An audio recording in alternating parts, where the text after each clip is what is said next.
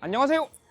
컬러 스케일의 블루입니다. 삼성전자의 더 퍼스트룩 2025 현장에 나와 있는데요. 원래 삼성전자에서 출시될 각종 디스플레이들을 미리 만나보는 자리입니다. 어떤 디스플레이들이 우리를 기다리고 있을지 지금부터 저와 함께 살펴보시죠.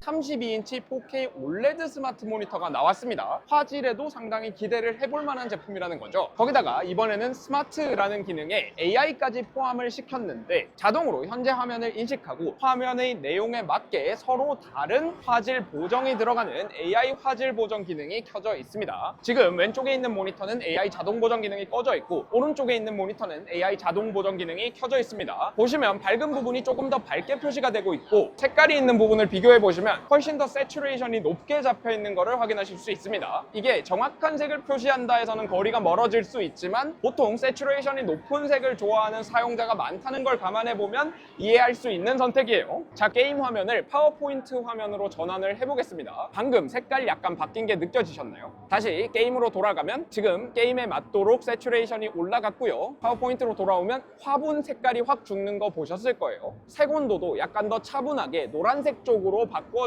것 같습니다. 이번 퍼스트룩에서 가장 많이 나온 단어가 AI였거든요. 아까 전에 스마트 모니터 쪽에서도 잠깐 보여드렸지만 AI 화질 개선에 대해서도 강조를 많이 했었는데 AI 업스케일링 같은 경우에는 예전에도 보던 건데 오토 HDR 리마스터링 프로 같은 경우에는 원래 처음 보는 것 같거든요. SDR 영상을 자동으로 HDR로 바꿔준다는 건데 마이크로소프트 윈도우즈에도 비슷한 기능이 있잖아요. 요거는 실제로 얼마나 잘 되는지 한번 테스트를 해보고 싶네요. 지금 보고 계시는 거는 프리미어 8K 제품, 프리미어 중에서도 가장 플래그십 라인업입니다. 이름에서도 알 수 있듯이 요거의 가장 큰 포인트는 해상도가 8K라는 거. 그런데 사실 저는 TV에 8K 해상도에 돈을 쓰는 거를 그렇게 좋아하지는 않거든요. 일반적인 TV 사이즈, 일반적인 가정 환경을 생각했을 때 우리가 TV를 보는 거리에서 8K와 4K 해상도 구분이 어려울 가능성이 굉장히 높습니다. 그런데 프로젝터 같은 경우에는 화질적인 면에서는 사실 TV에 비해서 떨어지는 부분이 많지만 굉장히 유니크한 장점 한 가지가 있죠. 화면을 굉장히 크게 투사할 수 있다는 거. 지금 보시면 제가 팔을 쫙 펼쳤는데도 한참 남잖아요. 화면이 정말 엄청나게 큽니다. 이렇게 화면이 커졌을 때는 이야기가 조금 바뀌죠. 똑같은 시청 거리더라도 8K라는 높은 해상도가 조금 더 빛을 발할 수 있을 겁니다. 지금 제가 상당히 가까이서 화면을 보고 있는데 선수들 옷에 있는 섬유의 질감이나 지금 경기장에 있는 잔디의 디테일 같은 걸 보면 확실히 해상도가 높은 게 잘 느껴집니다. 제품이 천장에 설치되어 있잖아요. 이런 식으로 프로젝터를 천장에 올리면 공간 활용에 상당히 좋기는 한데 이 천장까지 선을 까는 게 힘든데 특히 8K 정도 고해상도가 되면 선의 길이가 길어지면 길어질수록 제대로 화면 전달이 안 될 가능성이 높습니다. 아니면 굉장히 비싼 선을 사용하거나. 그런데 지금 이 제품 같은 경우에는 와이어렉스 원 커넥트 박스를 통해서 무선으로 8K 영상을 전송을 합니다. 그러니까 설치 같은 게 훨씬 간편해질 거예요. 8K나 되는 비디오를 무선으로 전송하기 위해서 와이파이 7 최신 와이파이 표준에 더해가지고 적절한 코덱으로 압축해서 보내는 것까지 아마 많은 부분에서 신경을 썼을 걸로 보입니다. 지금 보시는 거는 115인치짜리 네오 QLED TV입니다. 제가 지난번에 말씀드렸던 것처럼 TV 사이즈 정하는 법 공식에 일반적인 가정의 시청거리를 대입해보면 결론이 거거익선이다 이렇게 나오거든요. 실제로 여러 회사들에서 100인치가 넘는 LCD TV들을 출시를 하다 보니까 삼성전자에서도 더 큰 TV가 OLED TV의 주요 테마 중에 하나인 것 같아요. 지금 이 제품은 올해 삼성전자의 가장 플래그십 OLED 모델인데 제가 흥미로운 사실을 하나 발견했습니다. 요거 이렇게 매트하게 처리가 돼 있고 해서 당연히 QD OLED 패널이라고 생각을 했는데 반사 특성을 보니까 QD OLED에서 흔히 나타나는 그 반사 특성이 잘 안 보여요. 가까이서 픽셀을 찍어보니까 이거 QD OLED가 아니라 W OLED예요. W OLED인데 표면 처리를 굉장히 매트하게 해서 반사율은 낮지만 매트한 스크린을 만들었고 이거는 LG 디스플레이의 패널을 쓰고 있긴 하지만 LG 전자의 TV랑은 확실히 차별화되는 포인트 중에 하나가 될 것 같아요. 지금 보고 계시는 제품은 오디세이 3D라는 제품입니다. 무안경으로 3D를 구현해주는 기술이에요. 결국 3D의 핵심은 왼쪽 눈과 오른쪽 눈의 다른 영상을 보여주는 거거든요. 게임 같은 경우에는 화면의 각 픽셀의 깊이 정보가 당연히 다 포함이 돼 있기 때문에 이런 3D를 보여주기에 최적의 어플리케이션이다 이렇게 생각을 합니다. 그런데 이런 방식으로 구현되는 3D 같은 경우에는 아까 말씀드린 것처럼 화면을 반반 나눠가지고 왼쪽 눈과 오른쪽 눈에 보여줘야 되기 때문에 이게 4K 해상도라고는 하지만 실제로 4K로 느껴지는 건 아닙니다. 이런 제품을 전시회에서 잠깐 써보기만 했지 실제로 써본 적이 없어가지고 이게 4월에 출시된다고 하거든요. 그때는 제가 이걸 구매해서 롱텀으로 한번 직접 써보고 좀 더 많은 말씀을 드릴 수 있도록 하겠습니다. 확실히 근데 화면이 3D가 되니까 게임의 몰입도가 달라지기는 해요. 오디세이 올레드도 신제품이 나왔습니다. 지금 보고 계시는 거는 27인치 4K 올레드 게이밍, 그중에서도 특히 빡겜을 하는 경우에는 화면이 큰 게 무조건 좋은 게 아닙니다. 정말 빡겜 하시는 분들은 오히려 24인치 같은 작은 화면을 선호하기도 해요. 그래서 32인치가 아니라 27인치라는 게 장점이 될 수도 있다는 거 일단 말씀을 드리고, 지금까지 나온 올레드 모니터는 32인치의 4K가 가장 작은 4K 모니터였는데 이 제품 27인치 4K라는 점에서 분명히 의미가 있는 제품입니다. 올레드다 보니까 모션 블러, 잔상 같은 거 잘 잡았고요. 확실히 27인치 4K에서 오는 섬세한 화면 표현 같은 게 느껴집니다.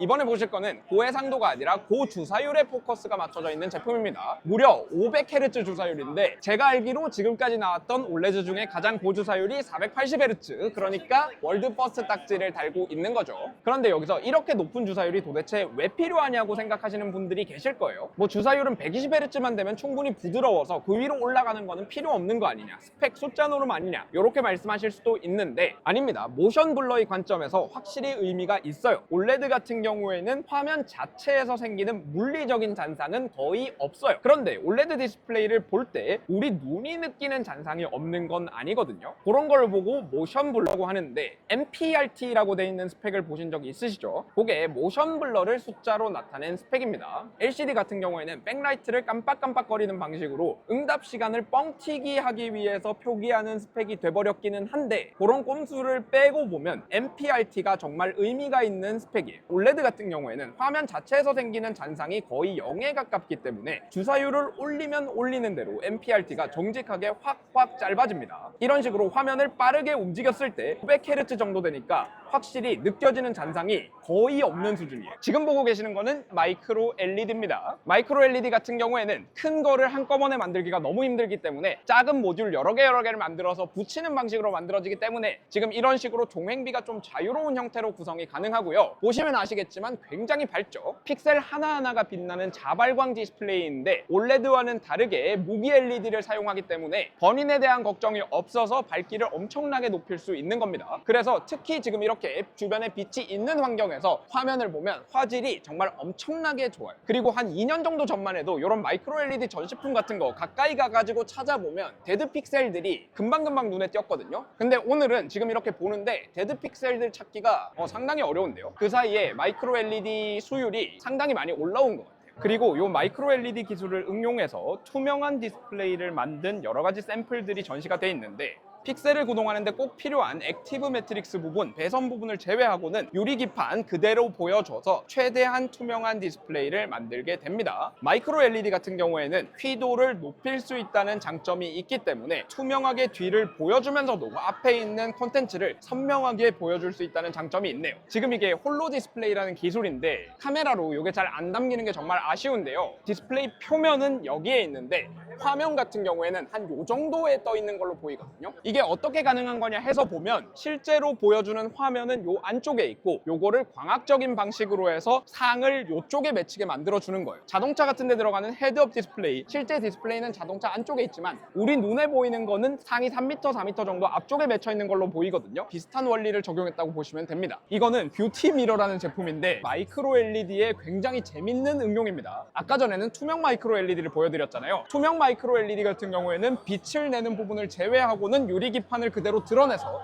최대한 투명하게 보이도록 한 거고, 요거는 빛을 내고 있는 픽셀 부분 외에는 앞쪽에 미러를 깔아서 거울처럼 보이게 만든 겁니다. 제가 맨날 디스플레이 반사율이 중요하다고 말씀드리잖아요. 요거 같은 경우에는 역발상을 한 거죠. 반사율을 일부러 높인 겁니다. 옛날에 그 샤인폰이라고 반투명 거울처럼 생긴 거를 디스플레이 앞에 덧대서 이런 비슷한 느낌을 줬던 게 있었는데, 그거보다는 기술적으로 더 발전한 방식, 마이크로 LED가 높은 휘도를 내기 좋다는 거를 결합해서 반사율이 높은 디스플레이에서도 원하는 정보를 충분하게 시연할 수 있는 겁니다. 굉장히 흥미로운 응용이네요. 이렇게 삼성전자 더 퍼스트룩 올해 나올 삼성전자의 각종 디스플레이들, 그리고 일부 컨셉 디스플레이들까지 살펴봤는데요. 영상 유익하셨다면 구독, 좋아요, 알림 설정 부탁드리고요. 궁금한 내용 있으시면 댓글 남겨주시면 감사드리겠습니다. 지금까지 컬러스케일이었습니다.